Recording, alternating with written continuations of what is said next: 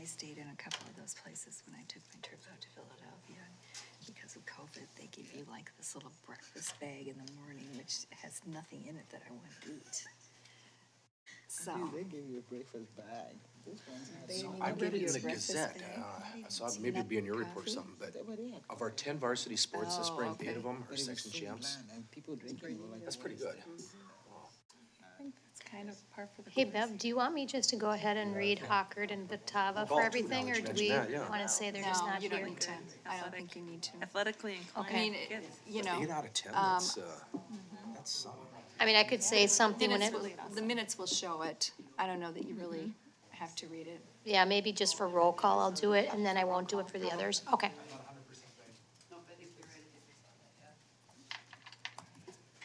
I've never seen that button before on here. Okay, we will get started with our meeting. And some of you may be wondering why I am sort of in charge here tonight. Our board chair, Allison Sherman, is not in the state right now, but she is on the screen. She is calling in from her vacation spot, and we appreciate that. And so I am just, and the vice chair, Katie Hockert, is also on vacation right now. And the two officers, Director Parbaney and I, fought over it, and she decided that I could take charge of the meeting tonight, so that's why I'm here. So the first thing that we're going to do is recognition, and I will turn it over to Superintendent Lansfeld. Okay, thank you, Chair Petrie. Tonight, we are recognizing our theater director that was named Educator of the Year, and I'm going to have you come up here. This is Griff Sadow, and we are so pleased and happy to have him here tonight. So big congratulations to Stillwater Area High School Theater Director Griff Sadow, who received the 2022 Theater Educator Award from Spotlight Education. Griff has coordinated theater programming and productions at Stillwater Area Public Schools for the last 7 years, serving our early childhood, elementary, and middle school populations, and is the producer and artistic director for our high school and community theaters. And just mentioned it before, I'm going to mention it again. The production of Chicago was a wow. It was beyond amazing. And I tell people I saw it in London, and this was better. And so, Griff, thank you for coming tonight. I don't know if you'd like to share a few words with us. Absolutely. The theater guy has always something to say, I think. This recognition, I believe, recognition comes from support. And I've been blessed to have tremendous support personally and professionally, and specifically through the Stillwater Area School District, from my students, our parents and families, our administrators, our school board, our community. There's a tremendous sense of value for the fine arts and theater, and resources to back up that value and support, and that is why I am here. I believe recognition doesn't happen where there's not support. So I appreciate that throughout my career and over the last 7 years. It's in Stillwater, so I'm really blessed to be part of this district and its work. Thank you. And I am just always amazed to see our students and what you have them do and their talents come out and emerge. It's really neat to see. I always say I'm only as good as the students I have. So, and they're phenomenal. They're talented, but they're also kind and hardworking and committed. And again, come from families and parts of the community that are so supportive and there to really set those students and young people up to succeed. So. Thank you for coming tonight, and thank you for those words. Directors, any comments? Sure. Director Kelsenberg. I was gonna go see Chicago, I heard all these good things, and then it was sold out, and I couldn't get a ticket. Darn. But my daughter had you a few years ago, back at 39 Steps, and I saw that play 5 times, and it was good all 5 times, so. And you said you're only as good as the kids, but really, she was as good as you were able to produce that show and these people. Very good. Thank you. Thank you. Yes, Director Parbaney. Thank you. First and foremost, I'd like to say thank you. I missed the show. I heard so many great things about it. I asked for a ticket, but it was all gone. Will it be coming back next year? I'm sorry? Will you be having it again next year, the show? Every year we have a brand-new season, so it won't be the same show, but definitely something that, that will be just as exceptional and challenging and rewarding for the students and entertaining for the community. And that's also through our elementary productions and our middle school productions and the community theater productions. So again, we are extremely blessed that we have programming and productions for all parts of including early childhood, for all of our community to participate in. Congratulations again, and thank you very much for all you do. Appreciate Thank your you. acknowledgement. Thank you. I have seen quite a few of your productions over the years, as you know, and I am always amazed at what you bring forth from those students. Chicago was extraordinary, there's no question about it. But I also remember Les Miserables. And I still remember One More Day and how you got those students all on the stage to bring that power into that song. I'm having goosebumps right now, all over again.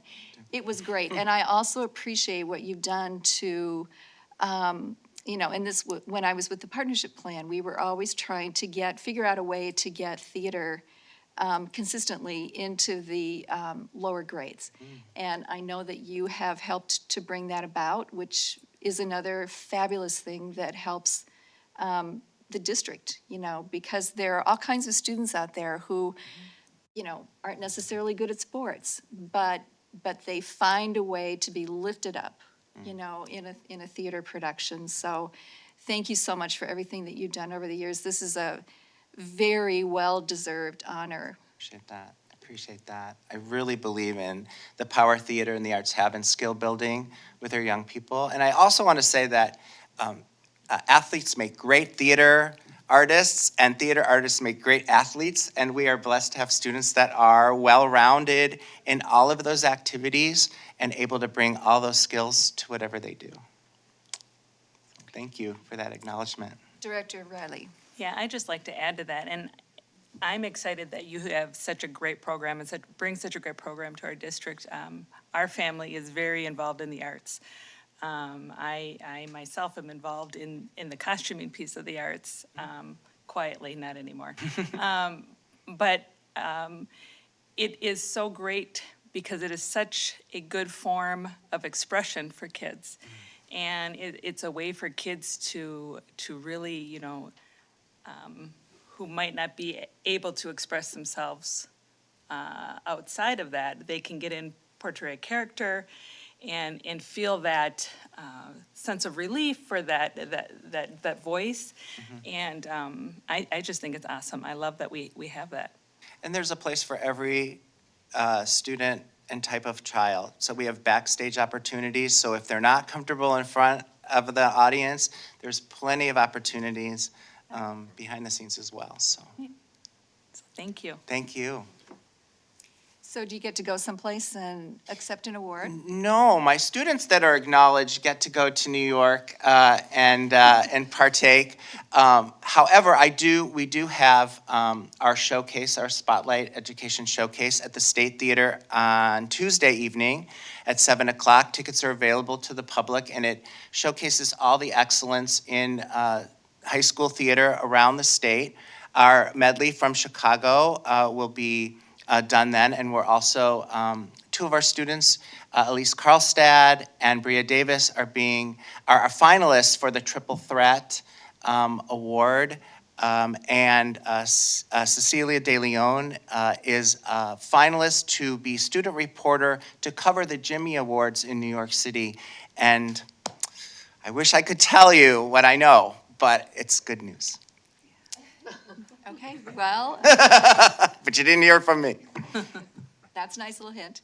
Well, thank you so much for coming tonight, and we really appreciate everything that you do for the students, and can't wait to see what you do next year. Thank you so much for all these wonderful words and acknowledgements, and we appreciate all you do for us to keep us going and achieving the excellence that we are. Thank you. Thank you. Thank you, Griff.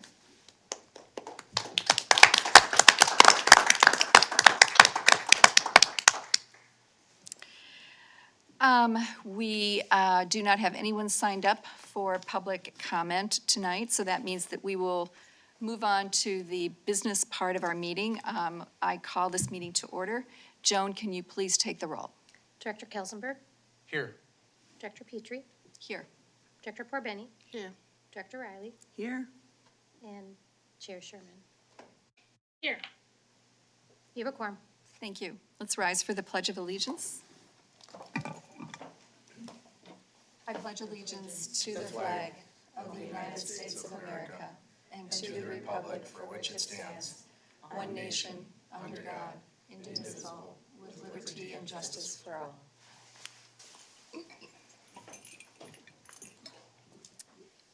Okay, can I get a motion to approve the agenda? Director Porbeni, is there a second? Director Kelsenberg. All those in favor of approving the agenda, raise your, oh, I'm sorry, we need to, because we have a special meeting, we are going to do roll call voting all night long. So, Joan, can you take the roll, please? Director Kelsenberg, Here, or yes. Chair Petrie, Yes. Director Porbeni, Yes. Director Riley, Yes. and Director Sherman. Yes. Yes. Motion passes. Thank you. All right, we move on now to the superintendent report. Superintendent Lansfeld. Thank you, Chair Petrie and Board Directors. The class of 2022 has graduated. More than 680 Stillwater area high school students received their diplomas this past Saturday. This year marks the 146th commencement exercise for our high school. The graduation ceremony is posted on Valley Access Cable Channel 15's website. Congratulations to all of our seniors that graduated. And our synchronized swim team wins back-to-back state titles. Congratulations to the synchronized swim team for successfully defending their state crown. The ponies qualified in 20 out of 23 routines. All 20 routines placed for points, with 12 finishing in first place. Stillwater won the state championship with 180 points, doubling second place Wayzata, who had 90. Congratulations. There's a new technology to improve the MyStop bus app. The MyStop bus app you rely on to follow the school bus along its route is getting an upgrade. This fall, buses in the district will be equipped with new technology that will fix problems with GPS connectivity by installing a tablet on each bus. For drivers, the tablets will replace paper route sheets they currently use and provide turn-by-turn directions, which is a much safer way for them to navigate unfamiliar routes. It will also provide a fast and efficient way to identify who is riding the bus and improve reliability of the MyStop app, and we're excited to have that with us next fall. You can get your free meals all summer long. The district will again be providing free meals to any child in our community between the ages of 1 and 18 this summer. Through this federally funded program, breakfast and lunch will be available at Lily Lake Elementary School, Anderson Elementary School, and those are the two places. Kids must eat on site. There are no take-home meals this summer. Everyone is encouraged to take advantage of this opportunity, and there are no income limits. Families do not need to pre-register or submit any paperwork to participate, and more information is on our website. And lunch prices will be increasing for next fall. Meal prices will be increasing by 20 cents next year. The price adjustment is in response to increased food and supply costs, as well as a new delivery charge, which we previously had not had to pay for. If you need assistance paying for meals, families are encouraged to apply for educational benefits, including free and reduced meals, and applications will be available on our website in August, and watch for more information to be sent to families this summer. And finally, you can help stuff the bus with school supplies. Once again, the district is partnering with Community Thread and the United Way of Washington County East to provide school supplies to students in need. Community members can donate new school supplies to local students as part of the annual Stuff the Bus initiative. So check out a list of donation requests or the Amazon wish list that's on our website and start shopping. Families in need will be able to register for free school supplies online July 25th at 9 a.m. through August 8th at 12 p.m. And again, more information will be on our website and on the Community Threads website. Thank you. Thank you. The next item on our agenda is the board chair report. I have nothing for tonight, and so we'll move on to the consent agenda. Under the consent agenda tonight is A, minutes of the May 26th business meeting, B, payment of invoices, May 28th through June 20th, C, joint power agreement for nutrition services between Independent School District 834 and Independent School District 832 Matamidi, D, New Heights School Nutrition Services Agreement, E, School Nutrition Program Joint Agreement with St. Croix Catholic School, F, Nutrition Service Milk and Dairy Distributor, G, Entity Name Change for Schmitty and Sons, and H, Human Resources Personnel Report. Can I get a motion to accept the consent agenda? Director Sherman, is there a second? Director Porbani. Joan, can you call the roll, please? Director Kelsenberg, Yes. Chair Petrie, Yes. Director Porbeni, Yes. Director Riley, Yes. Director Sherman. Yes. Motion passes. Wonderful. We'll move on to action items. The first one is the 2021 to 2023 Principal Master Contract. And we will hear a presentation from Cindy Gustafson. Good evening, Board Directors, Superintendent Lansfeld. Thank you for having me here tonight. I have a few agenda items coming up, so we'll take each one individually. We have reached agreement with our Principals Association for updated terms and conditions for the 2021-2023 contract. In summary of the agreement that we have reached, it includes step movement for each year of the contract, family medical insurance district contribution caps at 85/15, that is what it has been historically, and single coverage at 100%, which again is historical. Fully paid dental insurance as well. Salary schedule increases of 1.5% in year 1 and 2.75% in year 2. And an increase in the 403B, which is a retirement account, to 3.5% starting in the second year of the contract. We will also be adding a stipend for principals who have a PhD or an ed doctorate degree, and that will be $1,000 starting in the first year of the contract. These agreements match the parameters that were approved by the school board, and so I hope that you will approve this new contract for 21-23 for our principals. Thank you. I'll entertain a motion to approve the 2021-23 principal contract, and then we'll have discussion if there is any. Director Kelsenberg, is there a second? Motion? Director Porbani. All right, moved and seconded. Is there any discussion? Director Riley. Hi, I just, so we received the information, right, our packet that this was coming on Friday. And yesterday we got the information, on the contracts. I wish we could get into a practice of getting our information on Friday when the packet comes out. For me, this is really hard because, I got the information I needed yesterday, and I did not have time to sit down and go through it after the information came until right before the meeting today. I have a couple of questions, and I did talk to Cindy prior, and she will give me the information, but my questions, one is what is the total cost package, and then what is the total new money that we're spending? In my biggest question would actually be for Mr. Tyne is can we afford this in the budget, and where are we in the budget? if, I know we didn't vote to set parameters, but I guess for me, I just want to make sure, because we are spending quite a bit administratively, and I want to make sure that we aren't going to run into any problems down the road in a couple of years. So I don't know if John can speak to that piece a little bit with the If budget. not, for I'm me. happy to share that we shared in the closed session last week, or after last meeting, that these are included in the budget for next year. And we are good with our fund balance, and we're not going to need to be cutting. I guess that's my concern. I just want to make sure we're not setting ourselves up for trouble. I'm concerned about a lot of things, but the salaries, if you take a look at the printouts that I provided, the salaries are very much in line with what the budget happens to present. There are some other areas, of course, that we're always concerned about and we always lose sleep about. But the way it looks right now, the salaries are in line. And the folks in finance have downloaded the information from the folks in HR, right?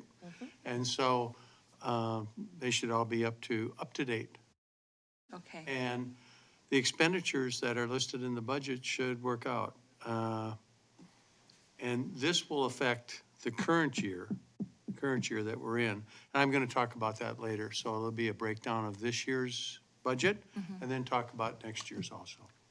Okay, I appreciate that, because that is my concern, is that we're not running into a position where we're going to have to start making cuts, because and that's what's happened in the past with this district, with salaries that were given. We ended up usually following up with cuts. So I just want to make sure that we're in budget. Thanks. Okay. Any other questions or comments? If not, we will ask Joan to take the roll on this vote. Director Kelsenberg, Yes. Chair Petrie, Yes. Director Porbeni, Yes. Director Riley, Yes. and Director Sherman. Yes. Motion passes. Thank you. All right, Cindy, I think you have the next one as well. Yes, I do. Thank you very much. We will now move on to the terms and conditions of employment for directors, managers, and program administrators. This is a contract where there is not an association, so they are given their terms and conditions of employment as they are updated. And this year, those changes include step movement for each year of the contract, family medical insurance district contribution caps at 85%, 15%, single coverage at 100%, fully paid dental, salary schedule increases of 1.5% in year one and 2.75% in year two, an increase of the 403B district match to 3.5% starting in the second year of the contract, and adding the stipend for those that have a PhD of $1,000 starting in the first year of the contract. And again, these are the parameters that were discussed during the closed session that we had with the board. And so I hope that we will be able to approve this contract tonight. Any questions? Okay, thank you very much. Can I get a motion to approve the 2021 to 23 terms and conditions of employment for district directors, managers, and program administrators? Director Kelsenberg, is there a second? Director Porbeni. Questions or comments on this? Director Riley. It's just the same thing. I know we talked about this, but if I could get the breakdown of the total cost package and what the total money is, just for all groups across the board, that would be great, and I appreciate it. Absolutely. Thank you.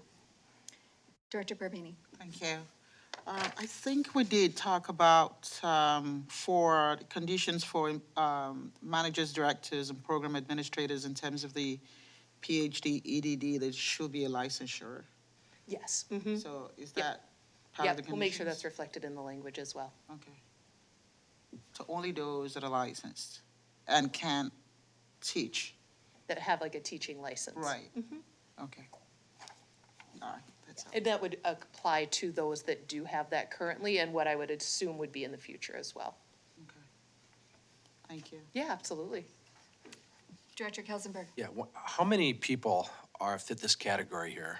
I think there's about 14 in that group. Okay. All right, any other questions or comments? If not, we'll have Joan take the roll on this vote. Director Kelsenberg, Yes. Chair Petrie, Yes. Director Porbenny, Yes. Director Riley, Yes. Director Sherman. Yes. Motion passes. And I believe you have the final item under the actions tonight. I do. Thank you all very much. This is for the terms and conditions for our CSS Tech group, which would be our coordinators and then our tech employees, which are mostly our clerical employees. So the folks that are in the front offices at the schools and those working at central services, processing payroll, doing accounts payable, all those types of activities for our school district.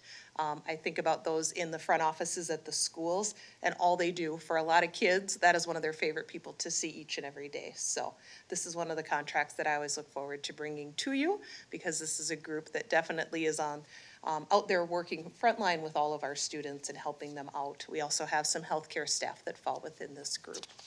And so the changes for their contract for 21-23 include step movement for each year of the contract, medical at $85.15 for family and 100% for single, fully paid dental. Salary schedule increases of 1.5% in year one, 2.75 in year two.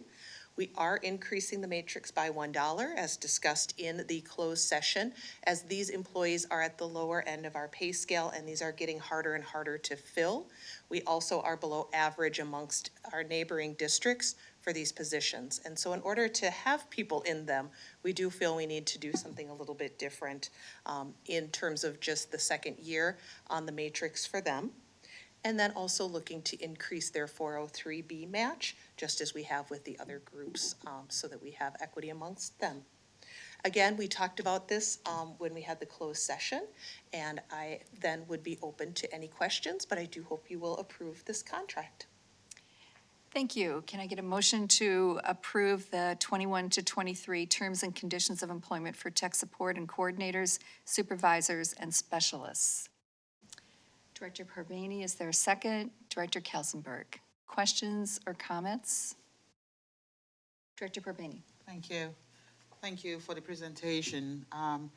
This particular group is one that I usually have concerns about, and we understand that the salaries for this group are quite low, but they're one of the most hardworking group, and they keep our lights on. And so maybe not in the contract, but probably some other ways that we can, you talked about internal equity. And so for me, internal equity in comparison to what? That's what I'm trying to understand. And secondly, do we have a process for this group where we don't usually will start them at an entry level based on the minimum or preferred quals? So let's say they have a bachelor's degree or a master's degree, and they have 5 of the 6 preferred qualifications. Based on experience, they have a couple of years experience, let's say 10 years experience.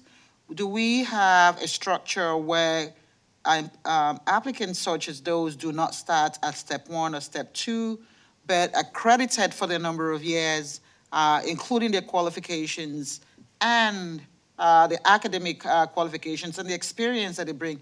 Do we have a process where they're accredited so they start at a step 3 instead of a step 1 or 2? We have been doing that for people, yes. We've been looking at both their education and like experience, and we have been taking a look and having some people not start on step 1, but start at some of the other steps. There's 5 steps in this contract. So yes, we do have a process for that. Okay, so what about internal equity? Because you might have people who probably started a long time at a step that might not be in line with some of the entry levels that we're having right now, that might have higher salaries as against those. So how do you help correct that? Where those that have been here for quite some time do have the opportunity to still have the same salary, credited the same salary as those that are just coming in. So kind of, the internal equity piece is important. Mm-hmm. So we can't have employees that have been in the district for 10 years making less than employees that are just coming out of the district. I understand that it's compensation for salaries and all that, but how do we correct that? Absolutely. So a couple of pieces we already have in place. There's 5 steps, one year per step. So after 5 years, a person is at that top salary. So they're gonna move forward to get there quickly. Also, we have longevity payments for those that have been here longer. And so those are two ways that we look to address those pieces so that we are retaining the wonderful employees that we have. So when they're at the top of their, the salary range, how do you, when they're at the top there, most times it's just probably depending on what we approve, right? Correct, That's all it's the they'll get. percentages, Yeah, that's so the they keep increase getting that they're seeing. Sometimes it's about $1.50 or whatever. It's not much. I needed to say this so people understand that sometimes that's not much. So what do we do when they're at the top of their range? Do you have any other mode of compensation, a one-time, every year compensation at maybe a 2% or whatever, because, do we? We don't at this point, like I said, I believe it's after 10 and 15 years, there are some longevity payments that come into play for employees in this group, not in all of our groups, but in this group. But to this point, that historically has not been something in these terms and conditions. We'll be back at this in a year, so this contract will expire on June 30th of 2023. And, when we enter our closed sessions, I'd be very open to those conversations. And it doesn't have to actually be in the contract, but it can be something that we, administrators, can actually put together as part of it could be in the memorandum of understanding. It could be something completely different, but just the process of supporting employees at that particular level. Absolutely. I think the $1 is unheard of for our district. To be honest, this group of employees has always gotten either what the teachers get in terms of a percentage, or honestly, at some points, they have gotten less. And so to know that this is kind of above and beyond for them is a really great step in the right direction. So definitely moving in a great path forward in a way that we have not before. So thank you all for your support on that. Thank you. Yeah, absolutely. Okay, any other questions or comments? If not, we will have Joan take the roll on this vote. Whoops. Oh, sorry, Director That's Sherman. okay, that's okay. I might just speak up here. I just had a question for Cindy. So assuming this gets approved and we have the dollar increase, I know that we are struggling to fill jobs. I can see online that we have dozens of, jobs open at this level. More probably that you could even talk to, Cindy. How does this go about? Like, will you incorporate this in recruiting, or how will this, if it passes tonight, how will this go out and get messaged so that maybe we can draw in more applicants for these really important jobs? Absolutely. So we have a plan already with a list of what we would update for postings tomorrow and then resend out to the places that we advertise so that new salary information would be there. Great. Thank you very much, Cindy. Director Burbank. One last one. Sorry, I'm just Yeah, coming this back is to this particular group. Walmart pays better than most of the employees in this category. I think, okay. $17, $18, and the reason I say this is it's just like what Chair Sherman just said. It's easy to lose these employees when we don't pay them well, and we don't have incentives to keep them. So the retention part of it is very important. And so that's the reason why I'm asking all these questions. They can just go to Walmart. They can go to Dino's, $18, $19 an hour. They can go to Subway. So these are salaries that are not necessarily salaries they can't find anywhere else. But these are people that work day in, day out without complaining and do all these jobs. So for me, this group is also just as important as the group at the top. And that's the reason why looking for those incentives. How do you tell someone to come do the kind of job that we ask them to do for $15 an hour when they can get $17 just, putting things on the shelf at Walmart? So these positions range in terms of, for our clerical employees, from about $18 up to $33. So we have lots of different levels in terms of what the responsibilities are. What we like to talk about is the idea that these are great hours. It's a great calendar for people. You're working during the day, there's no weekends, it's indoors, it's all of those pieces. And people who are here really do stay because they love it. They are recharged and re-energized interacting with the kids and the staff and all of those other pieces. And so that has been the piece. Our benefits are also really great.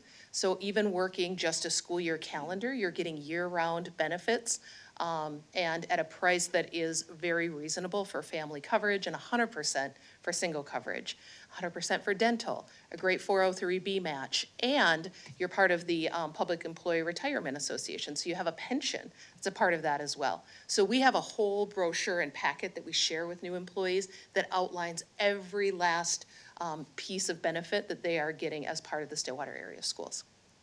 Thank you. Yeah, absolutely. Yeah, Director Riley? I just wanted to reiterate what she was saying, that this is actually more of an attractant than working at Walmart.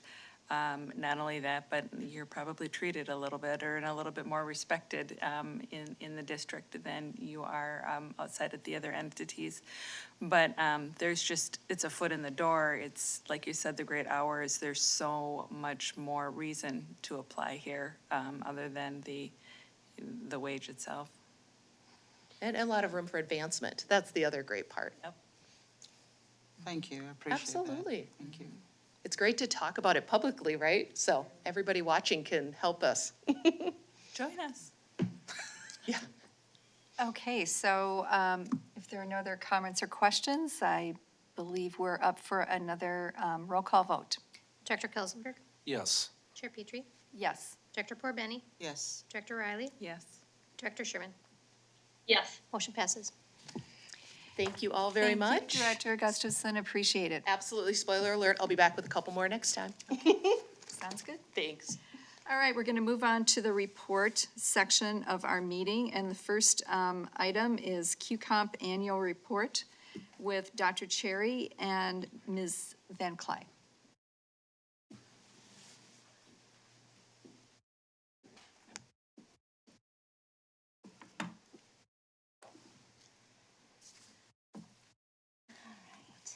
Good evening, Chair Petrie. It's nice to see that again.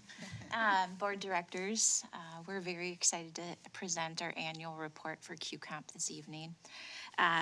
This is an annual report that we do, and I'm exceptionally excited to share this report with you this evening because we have really spent this last 6, almost 7 months creating more of a robust QComp program moving into next year. There was a lot of planning that's gone into that this year. And we're going to share what happened this year and then also share a little bit about what we have in store for next year. So what is QComp?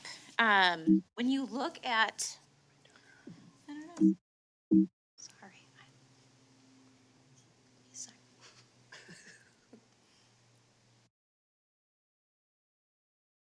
There we go.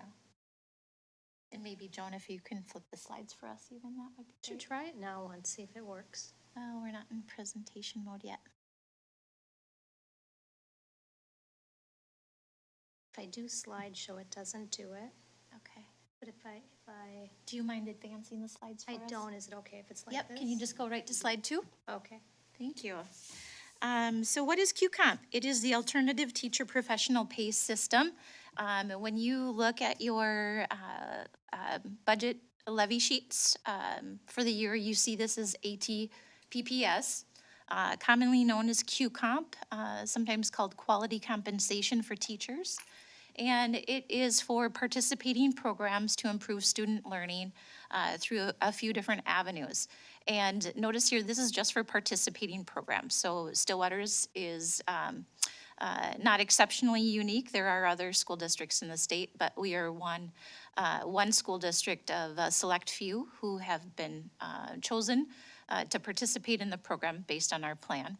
And we seek to improve student learning through recruiting and retaining highly qualified teachers, encouraging our highly qualified teachers to undertake challenging assignments and support teachers' roles in improving students' educational achievement, and provide incentives to encourage teachers to improve their knowledge and instructional skills. So if you read those 3 bullet points there, the way that we think about that really is how are we getting better as educators to better support the learning of our students? And that is our focus. Next, I'm going to hand it over to Deb Van Cly, who is our QComp lead and has been our, really our glue that helped us begin this work and has really built a pretty phenomenal program, so. Thank you, hand it over Dr. Cherry. Yeah. Thank you, Board Chair Petrie, Board of Directors, and Superintendent Lansfeld. So just a quick little history. We started this in 2014. It's a partnership between our SEA union and Stillwater area schools. And we're just finishing up year 6 of the work that we've been doing. And we're excited that next year we are adding the local levy for this work that we've done to improve and strengthen our current QComp program, and that anything that we submit and put together is approved by MDE.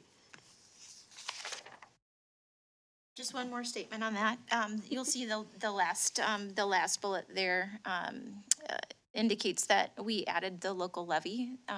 So that was the additional QComp dollars that the board had approved on this last levy sheet. Those dollars actually go into effect in July. So moving into FY '23, we're very excited about the enhancements that we're able to build into this program. So when we brought QComp to Stillwater, it was really about a partnership, and the discussion was around, is it around evaluation or teacher growth? And the founding group was really intentional about that it was going to be about these 4 things: improving instructional practice, student learning, the trust and partnership between our SCA members and our district, and we walk alongside each other, and really providing additional professional opportunities, fostering growth, which we know when our teachers are improving, student achievement is also improving. So we're excited about continuing to look at developing the breadth of this program with the upcoming changes that we're going to bring to you tonight. QComp has 4 major components, and I'm going to go into a little more detail with each of the components. We have career ladder opportunities, and that's really, tapping into our teachers and developing the leadership that we have within our teachers and giving them those opportunities to provide leadership type opportunities and positions for them through professional development, work that they do in their building, and things within across their district. We also then have the job embedded professional development, and what that is professional development takes place during the school day. It's embedded right into teacher practice, where we are going over, giving them the knowledge and the training, and then they take that and they put it into application. So what does that then look like? And alongside that is really the evaluation plan. They really are intersectionality with each other, but they also run in parallel with one another. And then the 4th one being performance pay. So you'll notice that on the slide we have some of our words in red and some of them in black. The black statements are the ones of our existing QComp plan, and red are things that we have added with the levy dollars that will start in the fiscal year '23. So we've added instructional coaches. We now will have professional learning community, the PLC team lead, so each building. The team lead, which is like grade level teams, 1st grade, 2nd grade, science at the middle school, things like that. And then we have the PLC building, PD building leads. Both of those positions will be stipended positions where teachers will apply, and then they will go through an application process, interview process for selection to be in those positions, and then they'll receive a stipend for their work. And I'll go into more detail on what that, implementation is going to look like a little bit later in the presentation, but we've added these career ladder opportunities for our staff moving into the next school year. The second component is a job embedded professional development. We have our PLCs, our professional learning communities, but we really need to strengthen the structure around those positions. We have started these pieces, but we need to continue to provide people professional development and training around those pieces and how we can strengthen them. We'll also be sharing with you professional development learning pathways. for our teachers, where teachers will have some voice and choice in their learning as they move forward in their professional growth plans. And then we have the instructional coaching, mentor program, and our curriculum snapshots that we'll continue to do moving into next year. The third component is the teacher development evaluation plan, and this is really aligned to state statute and what statute tells us it needs to include. It includes these things. These things aren't going to change moving into next year, but we're going to strengthen them by going deeper and not, not so narrow across the top. So we'll continue to prove that, working alongside human resources and administration to improve this piece as well. And then the fourth component, we have our school-wide achievement goal. That's yearly. We submit that yearly to MDE for their approval. Each year, teachers set their student achievement goal, and they also complete their teacher evaluation process, and we're adding the completion of that learning pathway. And I'll talk about that process and how we got to that in a few slides.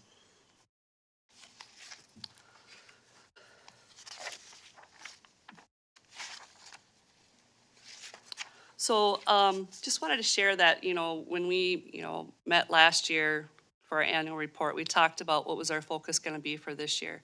And that's what you see on the left side of this slide, where we're meeting with stakeholders.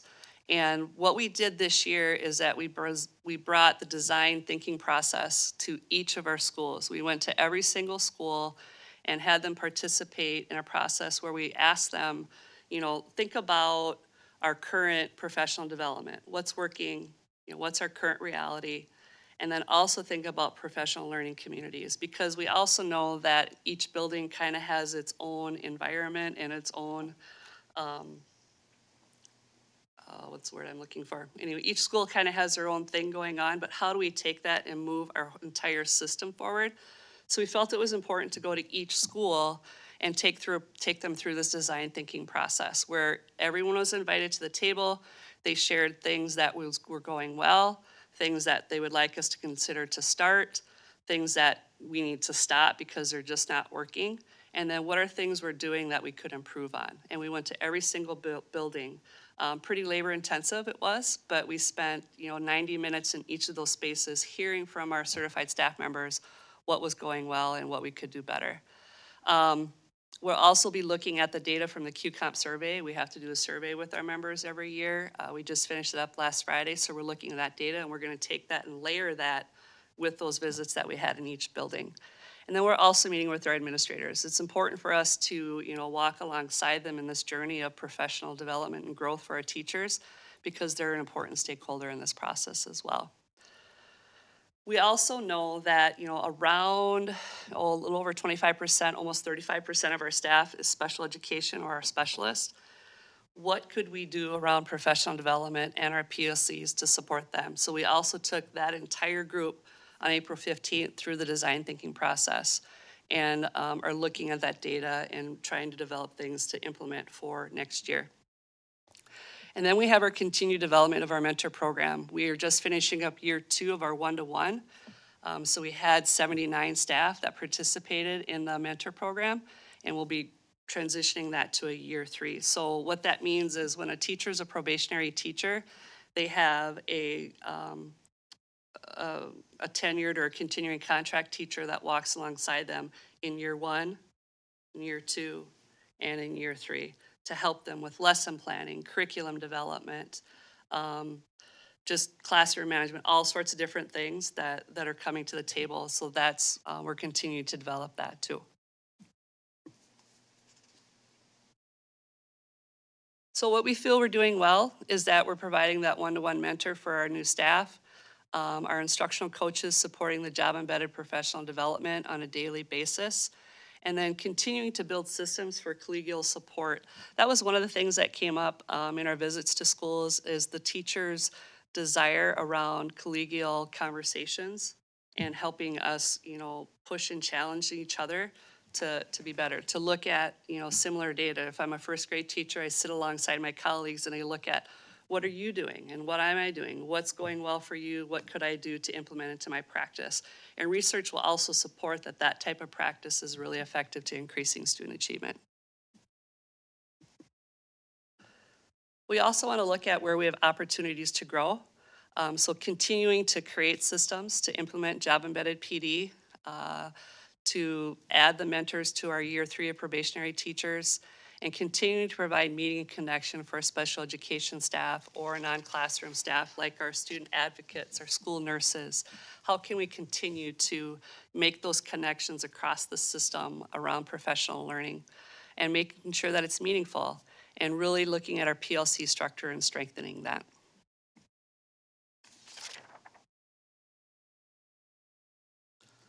So this takes us to our focus for 22-23. We're excited that we are looking to kind of reboot our PLCs. We started them about 12 years ago. But we've been just kind of, it hasn't been a real strong rollout. So we're really looking forward to being intentional with a plan that I'll share with you. Developing the professional development learning pathways around teacher growth, and then the instructional coaches playbook. So this will be our focus, and we've been working on this to get ready for August of this year. With the PLC, we have a 3-year plan. We've taken, this spring to really look at the ideation and developing, where we're at. We have established who our PLC PD building leads are in each of those spaces. And we will be taking our building PLC leads along with our instructional coaches and administrative team through a very intentional process next year around looking at data and data growth, and then how do we take that and bring that to the buildings and move the system forward. So that'll be a lot of our planning for next year. And then in the year 23, 24, we will take that and we will implement it. The focus there would really be around the PLCs and implementing them with sustainability and fidelity with the work and helping our teachers understand how to look at data and how to use that data to inform our thinking to improve our student achievement. And then we'll reevaluate in year 3. How's it going? What's working well? Again, a very similar process of how do we continue to revise and adapt to meet the needs of our students and also meet the needs of our teachers. So can I just give a little bit of commentary about PLCs, just to set a little bit more of the table here? Sure. Can we go back just one slide, Joan? Currently in our buildings, our professional learning communities, or PLCs, sometimes they're called professional learning committees, they operate very differently. Some of these groups are on track, extremely productive. They have common assessments, so they have common data that they're looking at. They can evaluate that, see how their students are doing, how they can improve their instruction, how they're meeting the needs of each of those children in their classrooms. In some of our settings, the PLCs are not quite that effective. They're not there yet. They may meet at a certain time of day, but they may not always have super focused and sustained conversations. They may not have common formatives or common summatives or common sets of data that they can really look at to help them understand how their groups of students are doing and how to zero in and focus on improving their practice, improving their instruction to meet all of the kids in their classrooms. And so they just vary quite widely. So when we talk about a PLC reboot, what we're saying is we need to improve our systems and structures so the good things that are happening in those very effective PLCs are happening everywhere. And so we've just had a little bit of a drift since we had our initial attention on our PLCs. Yeah, no, it's good. So the next thing we're looking at is the job-embedded professional development. And what we've established or what we're developing are these learning pathways. There are 6 pathways. The induction phase, and the induction phase is for our probationary teachers, brand new to Stillwater, or also just brand new to teaching. As we've looked at our data over the past few years around our probationary teachers, we have got to become more intentional about what we're taking our teachers through, because teacher intention is really, really important, right? We know the cost that is involved with hiring teachers and all those pieces, so we really want to be more intentional around that induction phase. So we're in the process of creating those things. kind of checklist and taking them through really to understand our 5D rubric, and a variety of other things. So that's the induction phase. Then another choice that teachers could have would be the individualized coaching phase, where a person could work alongside an instructional coach and go through an impact cycle. It's a 4 to 6 week process that they sit alongside a coach. A coach will come in and look at a classroom, collect data based on what a teacher wants to look at. And then they have conversations and they do the research behind it, and then they learn about it, they apply it, they come back, they reflect, they responsively adapt, and that's a 4 to 6 week process that teachers can choose to move into. Then we have the building cohorts, and the cohorts would be groups of maybe 5 to 6 people, and they'd have a similar focus, and the focus would support a district goal, a building improvement goal, those types of pieces. For example, in the past, our elementary schools have looked at responsive classroom and literacy type pieces. So the cohorts would support those pieces around the learning, apply it to their classroom and come back. That's a pathway they could choose to move into. Then we have district cohorts. The district cohorts possibly could support our teachers that what I call work in silos. We have our elementary specialists. There's one physical education teacher per elementary school. This would allow them an opportunity to come together, focus on their learning, and have those collegial conversations as a part of that cohort. That's just one example. There's many more that I could share. Self-sustained study, we have some teachers that are, looking to be nationally board certified teachers that are nationally certified in responsive classroom. This would really honor them in their learning to do that work and have, again, those conversations. But it's more of an individual choice by the teacher that our administrators would approve for people to participate in that self-sustained study. Can you explain what national board certification. So I know a little bit, and I can get you more information, but it's typically a 2-year process. It's a very intense process. A lot of reflective pieces. They do video recording. They usually have a focus area that they're focusing on. Do you know more about it, or? Yeah, it's a national Right. set of criteria. I think right now we have probably 5 or 6 teachers that are nationally board certified. But I can get you more information on that if you would like. Yeah. We can also probably pull the data to find out which of our teachers are nationally board certified as well. Yeah, we'll provide that information. Thanks. And then we have the mentor-teacher pathway, which is the last pathway.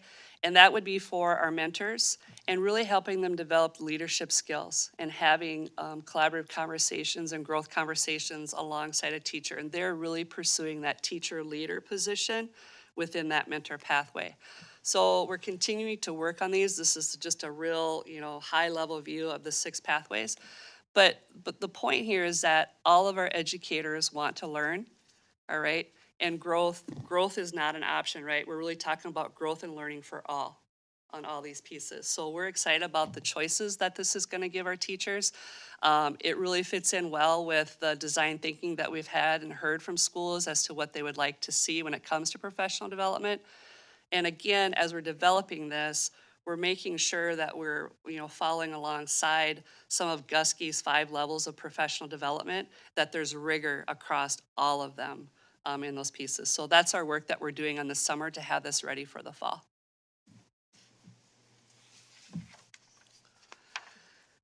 And then the last thing we're currently working on is the instructional coaches playbook. And what we're doing here is we're identifying high impact strategies that have research to support them. I'm not sure if you're familiar with John Hattie's meta-analysis, where he has 600 different meta-analysis as to what practices are most effective to moving student achievement. We're using that work to develop strategies for our coaches to use when they're working alongside a teacher. So every fall, if I was working with Dr. Cherry, I'd sit alongside and she'd say, I'd really like to work on this. And it might be around classroom management. So we look at some of these pieces here. We're going to look at student engagement. And we have high impact strategies that she could consider to use in her classroom. There's research behind it. There's evidence behind it. And we have the coaches would then be able to walk the teacher through those pieces. So we're really excited about this. We've aligned it to our 5D rubric. The 5D rubric is what is used by our administrators to evaluate teachers. And we're also aligning it to the 4 questions of the PLC when it comes to when you do PLC work on those things. So we're really trying to take all of the things that we're doing and connecting them together so you can see how they all flow together. So here are just some examples that we're working on. And again, this is something that we're continuing to develop with our instructional coaches. And I mean, it's not a big secret, but it's for our coaches to use when they're sitting alongside a teacher. Anybody can see it, anybody can look at it, but if you don't really understand it, it's a bit overwhelming. So that's kind of where it's at right now with those pieces. But we're excited about this piece too. So that brings us to our Can I just challenges. add another commentary there? Yes, you can. Because the key to this is having an instructional coach, to have a coach walk alongside. Anybody can read a book and theoretically understand what these strategies are, but it's a coach that helps the teacher put that into practice, to sit and look and coach that teacher to actually implement the strategy to improve their practice. And I think, for me, I'll just use a personal example of, I went to certain trainings where they had some of these high impact strategies, and I came back to my classroom. I go to this training, I'm super excited to come back to my classroom, and it was just overwhelming. I had 9th through 12th graders, students that were reading 3rd grade to students that were scoring 35s on their ACTs. I had no idea how to apply it. And at the time, we didn't have instructional coaches, but I would have loved to have somebody to sit alongside me to help me put it into application to really impact the learning of my students. So that's what this piece is about here. So with our challenges, some of these challenges come from our staff members as part of that design thinking process, along with administrators, and other things that we're noticing is the daily schedule. Teachers need time to collaborate and have that reflection practice during the school day. So that continues to be a challenge for us. Our number of professional development days and where they land on the calendar, that's a challenge as well. And then also PLC time, frequency and duration.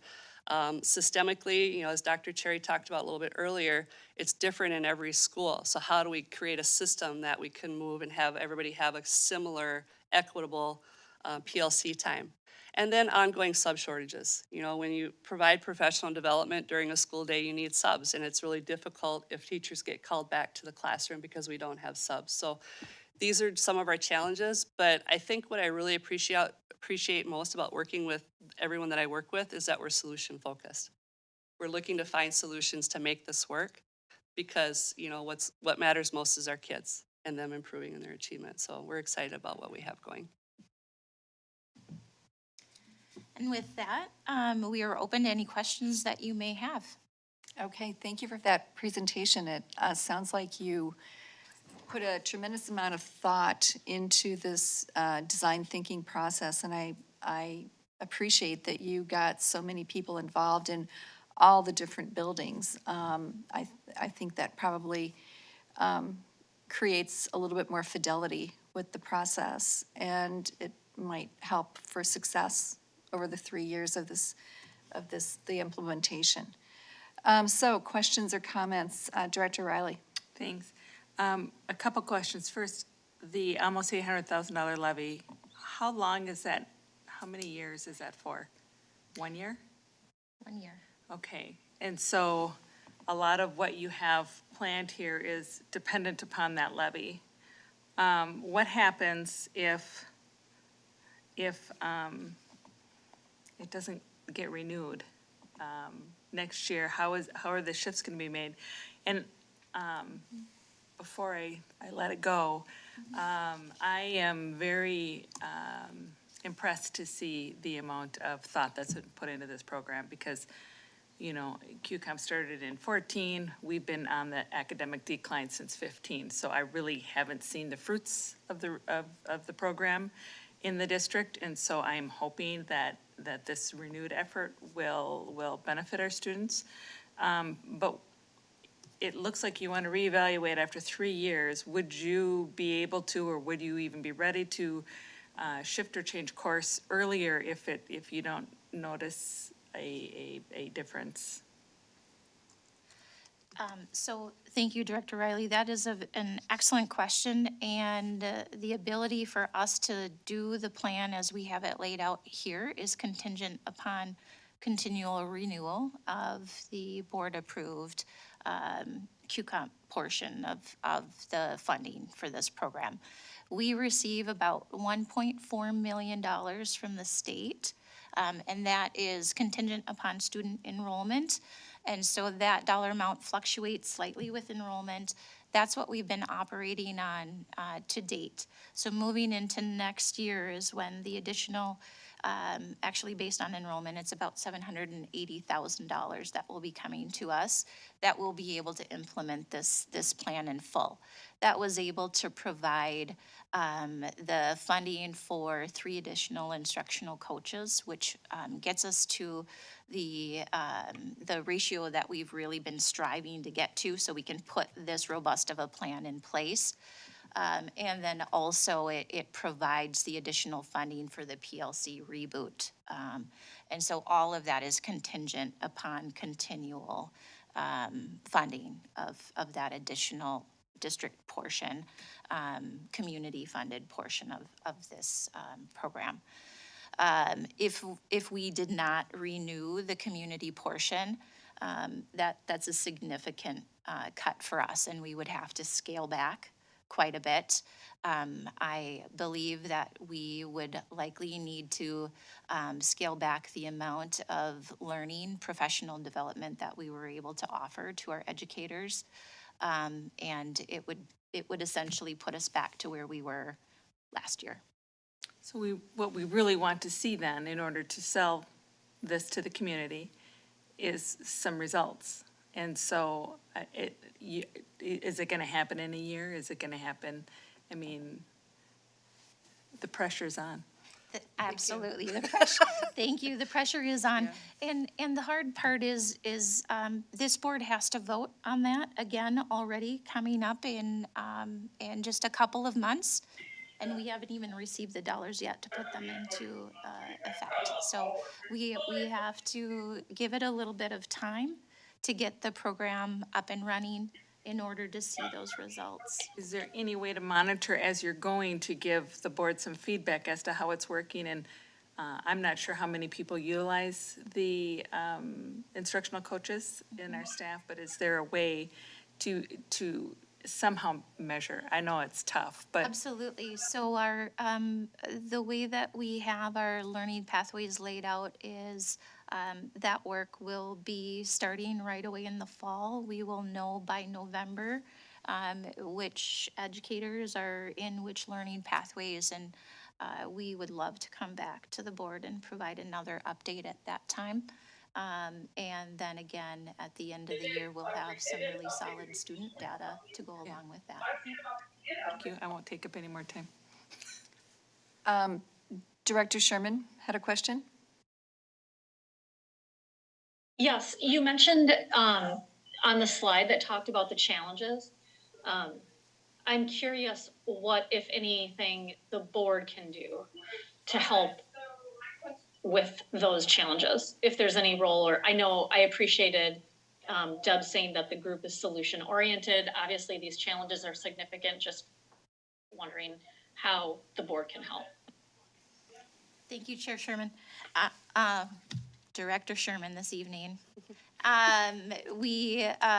First of all, I think as we look at the sub shortages, that's been an ongoing issue for us in this district.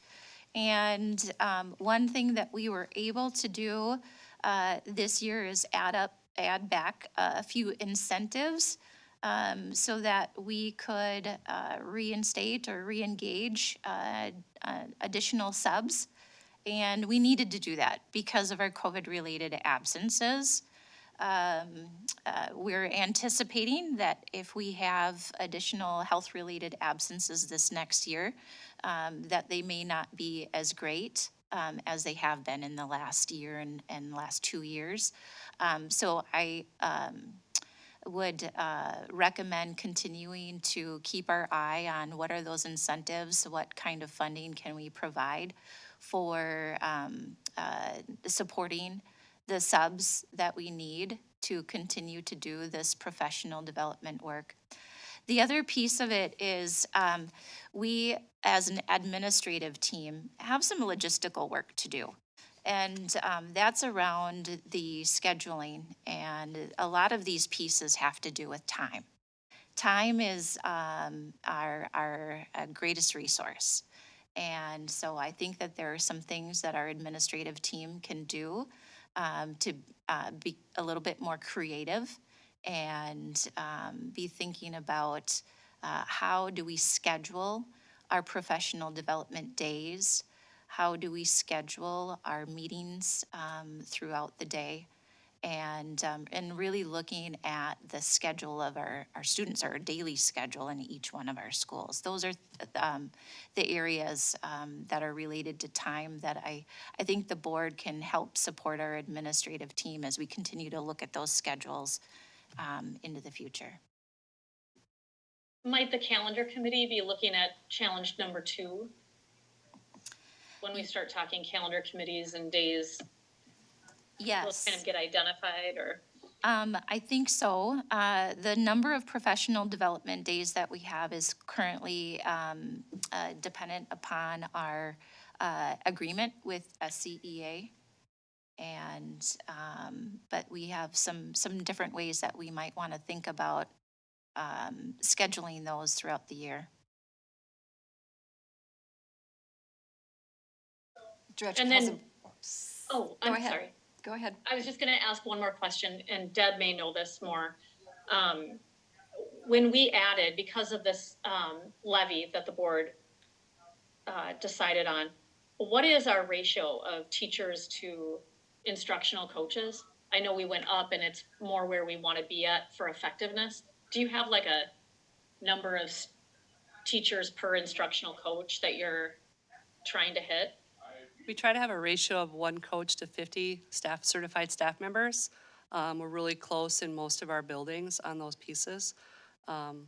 So again, in some of our buildings, we're gonna be creative about using our coaches across the district as well to help support our buildings that might need some more support in regards to the ratio piece. And before the levy, what are you able to staff? What's that ratio before the levy dollars that supported this? Do you know that? I don't know that, but I could find out for Okay. you. Much higher than 50. Okay. I'm just curious, I think as we, because obviously as the board takes this vote in November, we're not gonna have, haven't even implemented last year's levy, because those dollars don't come in until this upcoming school year. So I think the more we can quantify what families are receiving for those funds, makes it easier to justify. I know we are, I know we do that, but I just think the more important it is to have any of the information that we can so that we can justify the value. Yes. Director Kelsenberg. Sure. Looks like a lot of weight falls on these instructional coaches, and they apply to be that person. Who makes those selections? Does that happen within each building, independent of the others? Yes, so thank you, Director Kelsenberg. The instructional coaches are hired by principals within their buildings. And we have an agreement in our QComp guiding document that we have participation or voice from our QComp advisory board members as well. But ultimately, it is the principal's decision. And then does the principal then evaluate the coaches themselves? Yes, they do. I was really intrigued by the emphasis on the data-driven approach. And I wonder if you can talk a little bit about that data and perhaps give us an example about how that works. I'm assuming perhaps that it is data that is focused on students and achievement. Can you talk a little bit more about the data approach? Go ahead. Both ends? Yeah. So when we talk about data, we really talk about data informed. It's not just one data point that we're looking at. So we're not only looking at, student achievement data, say in a FastBridge score, We're also looking at the other pieces of data that would impact that student, whether it be their engagement in the classroom, whether it be the student giving some feedback as to what they think their level of engagement is. How do we incorporate that student voice into that data as well? So it's multiple data points over the course of the year that we'll be looking at that we know impacts student achievement. So it's not only quantitative data, but it's also qualitative data that we'll be looking at in those spaces. I was just gonna add a different piece on Yeah. the goals. Yep. We have each individual teacher has a site-based goal based on their school site. And that typically is based on standardized tests. So MCAs, our high school uses the ACT as their measure for their site goal. And then the teachers then will also set a student achievement goal, an individual student achievement goal. And that is on a variety of different things that they might want to look at. Oftentimes, it is again based on test scores that are like our Fast Bridge. Some of our teachers also choose to use MCAs, but oftentimes it's more of the localized assessments that we use. And so again, that's a big piece, focusing in on that goal and ensuring that the learning that they're doing throughout the year is going to help them get their students where they need to be so that they can meet those goals. Okay. And then in terms of that data, I just want to return to something that Director Riley was talking about a little bit earlier, and that was evaluation. Are you going to be doing, you're not going to wait until the end of the 3 years to do evaluation, I'm sure, right? So how do you build in the evaluation as you go along? I mean, if you're taking a data-driven approach, seems to me that you would have the opportunity to do frequent evaluations as to whether this is all working. And we do evaluations every year. That is an annual process. The next step, though, is the summative, in that we have not gotten to the point where we've summarized all of our educators and then all of their evaluations.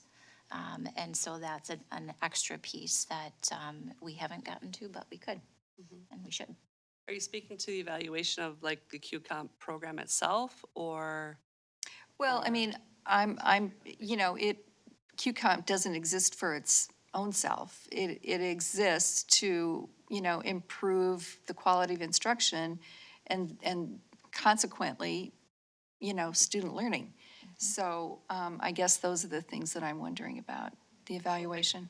Sorry, what we've done in the past, like when I spoke to the induction program, every year, 3 times a year, there's a survey that goes out to the probationary staff and a survey that goes out to mentors. And, how are their needs being met on those pieces? And what we found with the feedback we've gotten from them, ways for us to improve the mentor program.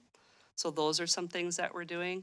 What we are hoping to do for starting next year is start that planning of how do we have teachers sit alongside each other and develop formative assessments in their classrooms and have those conversations, which will then impact student achievement. So those are things we'll start implementing next year. And, part of that is helping our teachers understand what that looks like across the system. Okay, thank you. Director Probani. Just a quick one here. Still on the topic of evaluation, first and foremost, thank you for the work that you've been doing on this. So thank you very much. So a question of evaluation, I know Director Riley also asked that question. Do you evaluate, apart from evaluating the program, I know it's, we're still in the early phases of the program, so but what about, and maybe this also applies to those that are involved, the teachers that are involved in the program itself. Do you have any special expectations with respect to what the outcome you want to be? I know it's student achievement, but how do you get there? Do you evaluate the process and how that is applied for those that are actually in it? That's our intent. And that's the work that we're working on this summer to implement into these pathways for next year. Okay, thank you. Director I Riley. just have a quick one, and I have to ask this, just because, and you probably know where I'm going. The meeting we had last time on Q-Comp and the need for the dollars and the want for comprehensive unionism. I just want to make sure we're still clear that you are not, I don't see it right in this, the way this is laid out, but want to make sure we're still clear that you are not utilizing Q-Comp funds and Q-Comp dollars for comprehensive unionism. That would be correct. Thank you. Yes. Any other questions or comments? Doesn't look like it. So thank you so much for that presentation. I think it's exciting where you're going with this, and we await updates. Thank you. Thank you. All right, we're going to move on to the next item on reports tonight, and that is a report on the long-term facility maintenance plan. Mr. Drummerhausen. Good evening, Chair Petrie again, members of the board, Superintendent Lansfeld. Tonight I'm here to provide a comprehensive list of projects that qualify for long-term facility maintenance funding.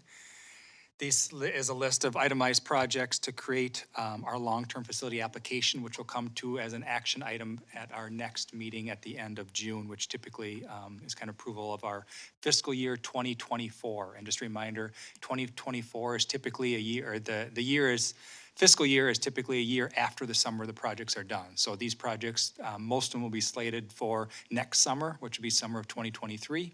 And then it gives us a little time to finish up the projects that go a little bit longer. So that's why it's fiscal year 24, but the project will be done the summer of 23. So at the next meeting, the action item will be the long-term facility maintenance application for revenue, the long-term facility and maintenance revenue projection, the statement of assurances, and then a school board resolution of our 10-year plan. So tonight, we are looking at our proposed list for fiscal year 2024. This list was developed in consultation with our building principals, our building custodial, our maintenance staff, Wold Architects, Kraus Anderson, all came together to create that list would fit within our 10-year plan budget. There's projects at each of our buildings. You will notice that there isn't any LTFM dollars for the ALC project. I know that's been a conversation this previous school year of moving ALC from the high school to Oak Park. That is still an option if that is something the board wishes to do next school year. We can defer some of the projects that are listed here. We can defer that to future years to accommodate the ALC remodel here at Oak Park if that's something the board wishes to do over the next year. But you'll not see any of those ALC costs here in this projected LTFM budget for fiscal year 24. Also, we looked at, we're always looking at ways to save money and energy savings and cost savings with our energy bills, and kind of two things that really stand out as we look from our operations side. One is to anytime we can update our lights, so moving to LED lights. So as we go into individual classrooms, do a classroom remodel upgrade, or we go into hallways and we look at ceiling upgrades, we're always looking to upgrade those spaces into LED lights, which help make our schools more energy efficient and help save costs with our energy bills. Also, it's updating our boilers. We do have some of our buildings that have our old steam boilers, and then to upgrade that. So you will see in this project here a building. It's expensive to do that, to upgrade our boilers, but we do see that energy savings and that cost savings in our energy bills for that. So you'll see that this year and then the next few years to get all of our boilers up to date. So I'm not going to go through each of our buildings, each of our projects, but I'll kind of stand here and open up to any questions or comments that you may have. Okay, thank you for this detailed report. Director Riley. Thank you. Some of the language in the itemized projects, for instance, you say provide ADA toilets or provide ADA restrooms for staff. Can you tell me or explain to me what that is versus replacing the toilets or such? Because I know, and that really bothers me, you know how I feel about projects using long-term facilities maintenance that don't go to the voters, because this fund is all non-voter approved. And the intent of this legislation was to maintain your buildings. It wasn't to remodel, and it's not to tick off projects off a list that we would love to have, but haven't asked our constituents for. But can you explain a little bit what that entails? Because I wasn't sure if that meant that you're building a whole new one, which would mean you should probably use the capital budget. Nope, it's taking bathrooms that need upgrades that maybe not be ADA accessible for our students and creating bathrooms that are. So it's, for instance, what we've typically been doing, and you see this in some of the buildings across the metro, is you take kind of a typical elementary school boys bathroom, girls bathroom that may have 2 or 3 stalls in each and with a hand washing station, and then take that and turn that into 4, 5, 6 individual stalls with a hand washing station outside. So it's not necessarily your boys bathroom, your girls bathroom, but you open it up and you can then create one of those that can be ADA compliant, that has enough space for a wheelchair and those sorts of things. So it's just updating those spaces for that. It's not creating new restrooms, it's taking what you have and updating it. Okay, I wasn't restrooms for sure our kids. because like staff has their own as well. Yep, no, it's creating, that's at Oakland, I think that you're talking about there, is creating Yep. an ADA restroom there. And then with that, with the restrooms, you'll see the restroom plumbing fixtures, the ceramic tile, the ADA restroom, Yep. those sorts of things kind of go into Replacing. that bathroom remodel. Yep, okay, thank you. Director Sherman?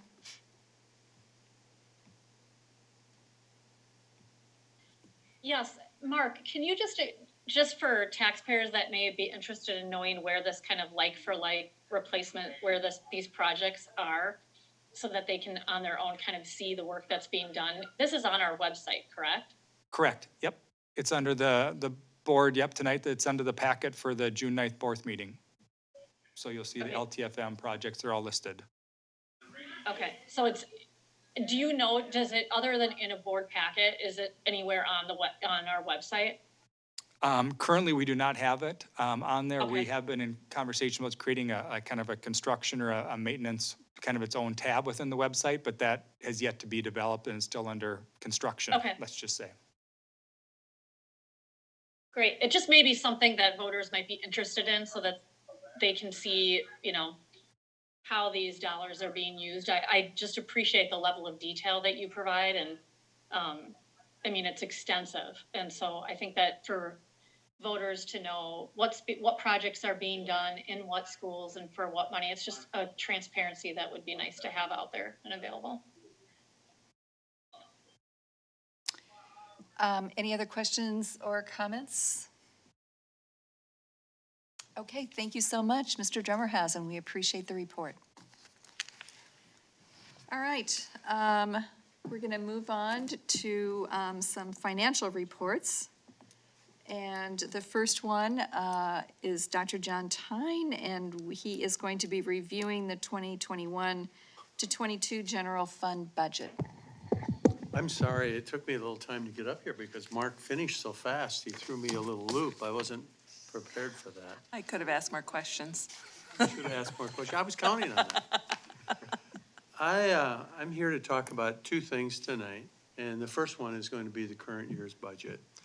And talk about, in your packet, you have a memo from me, and I'm not gonna bore you with reading it, but it's there and it talks about some exhibits that are there that will help review what's happening or what we think is gonna happen. What we really do in this line of work is we're kind of considered guessers, professional guessers, and we all work together as a team to try to come up with information that is the best and the most accurate at that time. If you have any questions on the memo, I would be happy to address those, but I don't want to insult your intelligence by reading through it line by line. One of the things that I would like to do is to go through probably some simple exhibits which might generate some questions from each and all of you. So if that's okay with you, Board Chair. Okay. The first one is Exhibit B, and that's basically an overview of the general fund budget, starting with the balance on overall fund balance on July 1st, 2021. And then the estimated categorical general fund revenue during that time. And the revenue is estimated at that time for this particular item, and it's for the running the buses and the toilets flush and people get paid, is about 110 million, just about $111 million. And we look for expenditures to be a little bit less than that. Now, I have to tell you, a little earlier, Board Director Riley asked a question, and she said, is the stuff in the budget? And I said it was in there, and I'm concerned about some things, but I'm not concerned about that. Because we didn't put it in their line item, but I did tuck it in the budget when I was playing around with it. And the reason I do that is because you don't like to negotiate against yourself, if you get what I'm trying to say. If there's $10 on the table, most likely the bill is gonna be $10. So I just wanted to clarify that with you, okay? The other thing is I took a look at the capital outlay and estimated that at revenue of about 3.3 million, and that might be a little bit light. We could end up with a little bit more than that. And then the estimated expenditure is about 3.6. Long-term facility maintenance revenue about 5 million, and then expenditures about 5,250,000. And those come to a total of just about $120 million that we're gonna be spending.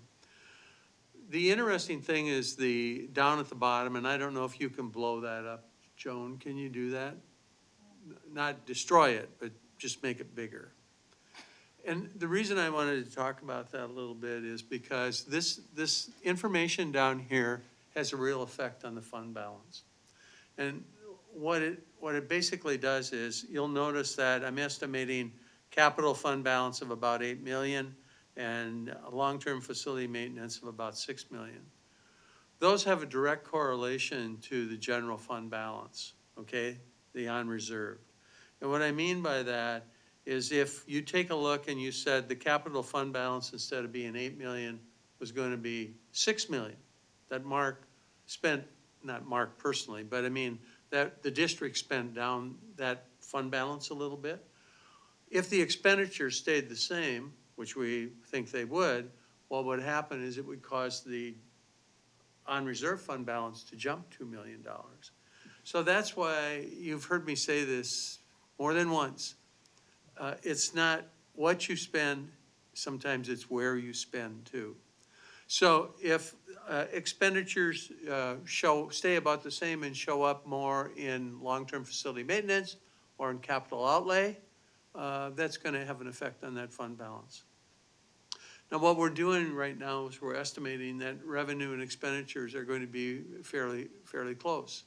But the big key is the last month, you know, and the last month sounds like, well, wouldn't you just take the expenses, divide them by 12, and then what you get is, well, you should have 1/12 of your expenses. It doesn't work that way. And what happens at the end of the year in June, lots of things come due. Lots of expenses come due. And we're going to be faced with paying a lot of those expenses at that time. So that's one of the things that I want to give you and for you to think about. Now, again, this is an estimate, but I would like to go to C, unless you have a question. No? Okay. In C, I have some information and I also have some notes. And if you take a look at this, one of the reasons that I'm not, you know, I don't sleep fully every night, but the first 3 items on here, or the first 2 items do feel a little bit better in C. And that's salaries, which we're spending less than we did last year at the same time, okay? And we're spending less in benefits right now than we did last year at the same time. Now, there could be some adjustments that come down later that might cause that to change a little bit. So if I'm feeling pretty good about that, what are the areas of concern that you have? And I've listed out 5 things that keep me kind of thinking about what's going on. One is transportation. And transportation is kind of a tricky deal, because I want to mention that, this year, we've had fines and we haven't paid the total amount of our transportation. But we provided transportation. We just provided it in a different way through a different vendor, especially in the area of special education, which is a concern. And that vendor drives a lot of vans, and they're expensive. And maybe Pete's not driving the bus that day, but somebody else is taking those kids someplace else, and that's a pay. And a lot of times what we run into is the cost for picking up somebody to fill that gap is more expensive than it is to have the regular contractor do it, if you get what I'm trying to say. So if you're looking for a windfall from the fines, I don't think it's gonna be there. So I just want you to know that. The other thing, you heard Dr. Cherry talk about subs for the QComp program. We hope it's gonna be less next year, but this year it is. I kind of just did quick math on it, and the equivalent of the subs this year is to approximately 16 full FTE teachers, okay? Now think about that. And one of the reasons for that is COVID. And COVID, a lot of times we'd tell teachers that say, I'm not feeling good, and I tested and I think I have it. Instead of going home for 3 days like they do when they have the flu and coming back, or 2 days, they had to take a full 10-day off, at least to start with, and then they had to take 5 days toward the end of the year. And when you have to pay somebody 5 days and then also pay a full-time staff member, that's a concern. Another concern would be consultants that we have. And we do spend a lot of money on consultants, and I am a little bit concerned about that. And inflation and construction and operations is a kind of a concern of mine too. And the reason for the utilities is really basically tied to inflation. Now, you probably are going, my God, this man has given us all kinds of bad news. These are concerns, but they're not concerns for absolute going home and panicking. Because what's gonna happen in the last month is that a lot of things are gonna happen.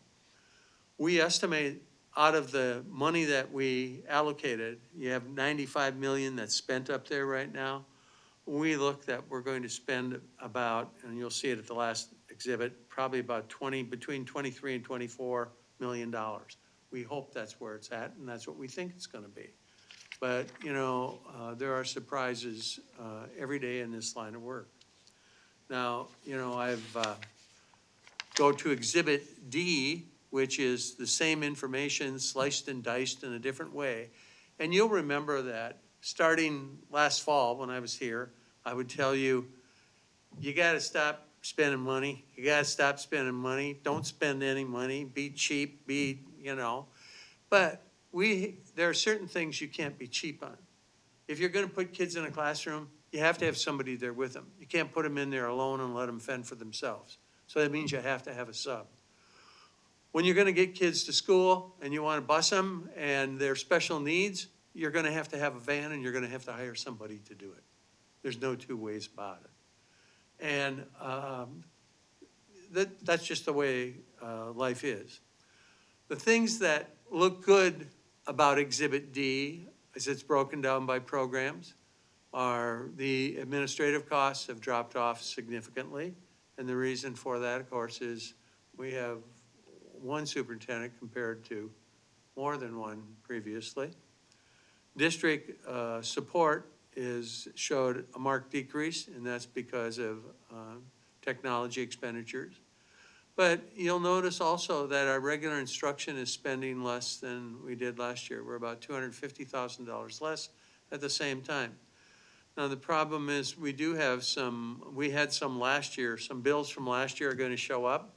And I looked at last year's bills and they were about 24 million, and we're estimating that this year they're gonna be about 24 million. So it gives you some idea.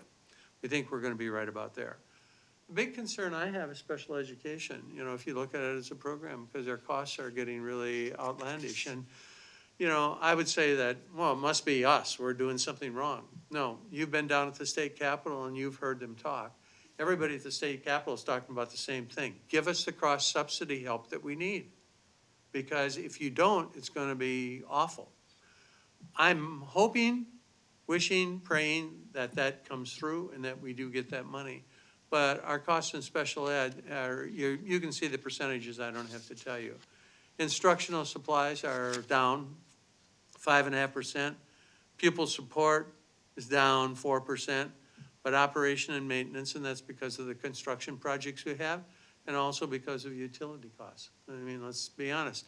The gas costs, gas at the high school over the last few months has doubled, just doubled. There's no two ways about it. So, and again, these are not new things. I've sent them out and underlined them and cried a little bit. But it is what it is, and that's what you're gonna have to deal with. Now, on the next page, you have E, and I just have to tell you a little something about what's going on in business services, first of all. First of all, I call us kind of the walking wounded. It's kind of like that old American Revolution. You got a piccolo and a drum player, and one's bandaged and one's limping and one's carrying the flag. Right now, one of the things that's holding up us a little bit is I have one person walking around with a broken foot. I have two other people that are out that aren't able to work on payroll, so that's dragging it. In fact, we're stealing people from Cindy to come over and try to help do this. And that leaves the center of the hurricane, which you know who that would be, Miss Linda, who is trying to hold us all together with everybody else. What I'm saying is these guys are absolutely getting exhausted, and they're running on fumes. So please be patient with them a little bit and understand that some of the information that we really want to have and we really need to make good decisions is because people just can't get the stuff done and they're a little short. So I put this together and you'll see we assume that the expenditures are going to be about 23.5 million. Now, is that absolutely accurate? And would I put up my grandchildren as a bet? No, I wouldn't do that. But I think it's going to be in the ballpark there. Okay. And there are a couple of things that have changed a little bit. Fees, donations, and some miscellaneous revenue has increased. It's better than we thought. Okay, or at least we think it is. But we figure that COVID funding is going to be a little bit less than we thought. All right, because we've got to submit and get it, and it's just not going to flow. And then there's medical assistance we think is going to be a little bit better. And then that comes out to about where we said it would be before.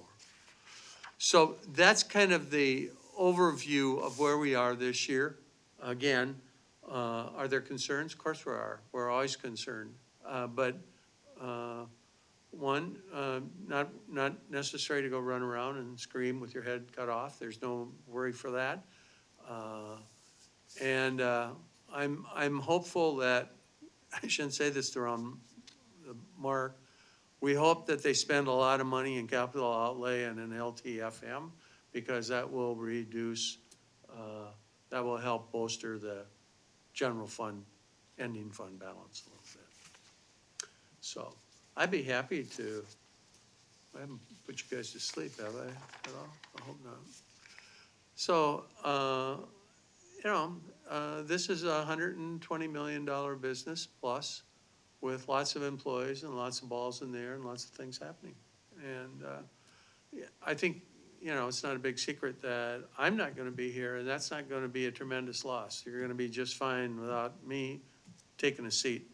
But you're going to lose some other people that are really going to be hard to replace, and it's going to be difficult because they have a lot of institutional memory, you know, and that is something that you can't quantify, can't put a dollar on it, but you're gonna miss them.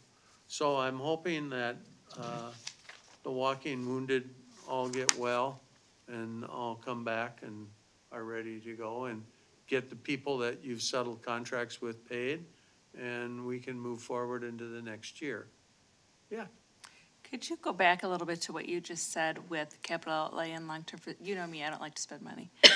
No, I don't like to, I don't, but if we're gonna spend money, what happens if that fund balance goes down a little bit, that makes it so that the on-reserve goes up if the expenditures are the same. So, and that's why I use the analogy, if the fund balance is 6 million rather than 8 million, and the expenditures are the same, that means the on-reserve fund balance will pop up, will increase. And that's always a little bit of a trick. Now, there are some things that we can do as an organization, you know, where we can classify expenditures and where they are. And that might be something that we look at down the road, which would make us healthier and make you smile more. Okay? Okay, thank you. And you're sitting there plotting, I can see it. Yes, I'm sorry. Thank you, John, for that report. Yeah. Are there any other questions? Director Sherman? Oh, there. Hello. Hi, John. Just a quick question on the COVID dollars.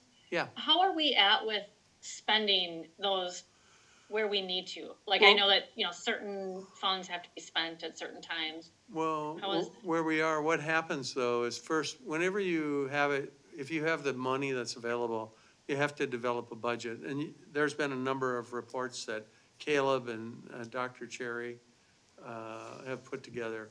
And they're doing a good job, but the budget, you have to have the expenditures match the budget.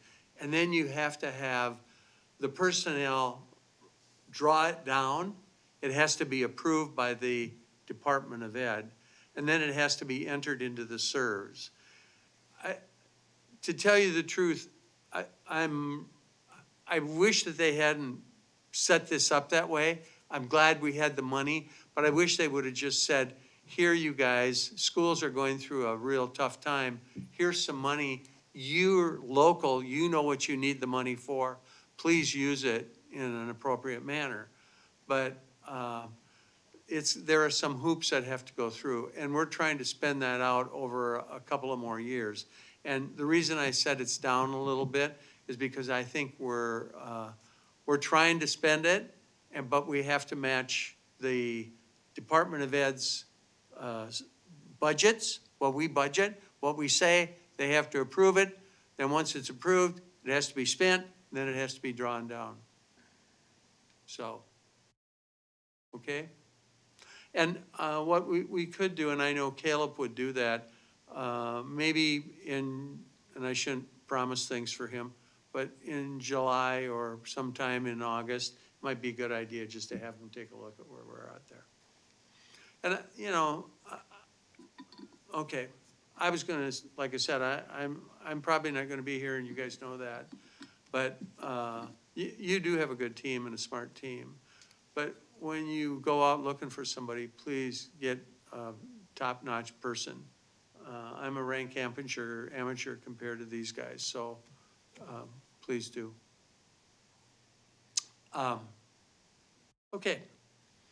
Now, the next year, oh, Well, I'm sorry. I was just gonna, as long as you brought it up, I was just going to give a little bit of a shout out to two rather extraordinary women who work in your department, Lynn Ritzer and Linda Moncrief. And I think that if it were possible to refuse to let people retire, these would be the people. They have done extraordinary work in the finance department for a number of years now. And I just want to say that we're just extremely fortunate that they have been with us for as long as they have. Thank you. I wholeheartedly agree. And like I said, it's the institutional memory that you have. You know, I guess she's kind of like the mom. So mom knows where everything is, you know what I mean? At home, if the kids need something, they don't go to dad, they go to mom. And the same thing is true here. They go to see Linda, and she knows. So, yeah, I will definitely miss her. Pete's offended. Not in my house. Not in your house, okay. The next item is taking a look ahead. And we've talked a little bit about what's behind us. Now we want to talk a little bit about what's coming down the road. And we are really pretty darn blessed that you guys showed an awful lot of courage going out and passing a referendum, in really not the best of times, and the tech levy too. And it really jumped up our revenue. And our revenue increased in excess of $7 million, okay? But that's not gonna help us if we spend more than we make. So, we really need to clasp hands together, work together as a team to keep these line items in line. We don't have a revenue problem. I would say we want to keep our guard up about an expenditure. Now, this is a preliminary budget.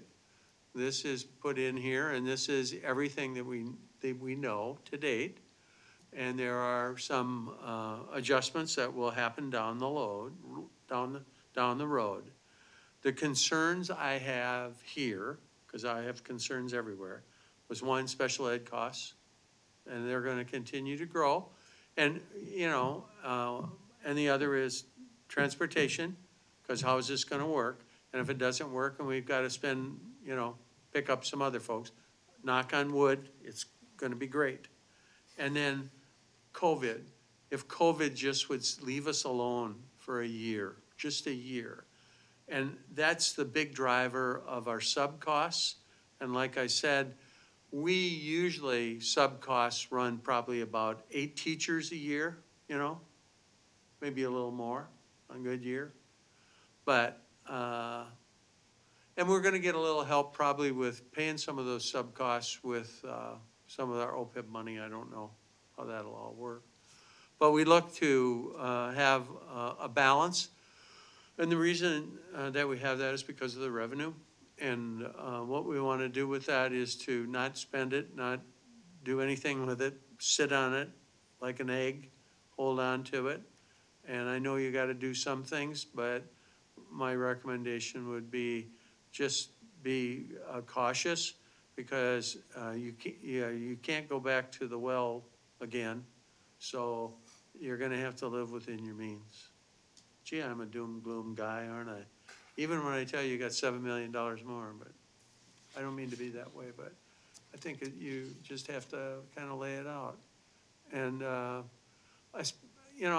want to be fair to, you got a brand new superintendent coming in, and that person is going to walk in the door and he's going to ask questions about everything from where are the bathrooms to when, who does what, and when do they do it, and how often do they do it.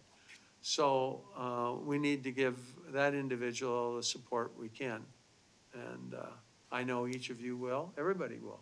So it's gonna be a big job, big job. Okay? I'd be happy to ask for questions. You know that our administrative costs, I'll just go through those, have been pretty set. Our district support staff costs are about the same. We're spending about the same in vocational and regular education, and the reason for that is because the income has increased, or you know what I mean? And the expenses have, and it's a smaller percentage, but the dollar amount is there. But again, special education is about 18% of every dollar we spend on special needs. And not that we shouldn't, but we should get some funding for it. And I wanted to make sure I said that, because all of our kids need support, and some just need it in different ways. Director Riley. I just wanted to say, there's no doom and gloom, actually. I appreciate all the work you do. I appreciate you being open and honest and transparent with where we are, and I think that only helps us as we move into the next fiscal year. Well, like I said, this is kind of a guess and come, Yeah, people say, well, what's it gonna be? Well, who's gonna have a baby? Who's gonna resign? Who's gonna go on sabbatical or leave? Who's, and all those things. What's gas gonna be next year? What's gonna happen with, you name it, sick, COVID, you name it. So those are the things, that the challenges that people in education have, and it's a different world than it was 10 years ago. And it's not only, I know we think it's just, I was gonna say Roseville, but it's not Roseville. I mean, it's Stillwater. It's not just in Stillwater, it's everywhere. Everybody's got the same problems. You're not special. You are special, but you're not special in that regard. Everybody has problems. So. Any questions or comments on this preliminary budget? We'll be back on, and right now, tomorrow, in fact, I wouldn't be surprised if she's working on it right now. Lynn and Linda are probably working on the booklet to get it ready for you. So, should be here. Right, this will be coming to us for our next Yep, board for meeting. the next board meeting on because the we 23rd. need to have this And the information that's here approved. should be relatively the same that it is there. I just put the general fund together. I can give you a brief overview. Food service is in solid shape, good leadership, the good team. And they've had their challenges too, finding people. Community ed, I talked to Annette today, and she's bounced back, and they're doing well.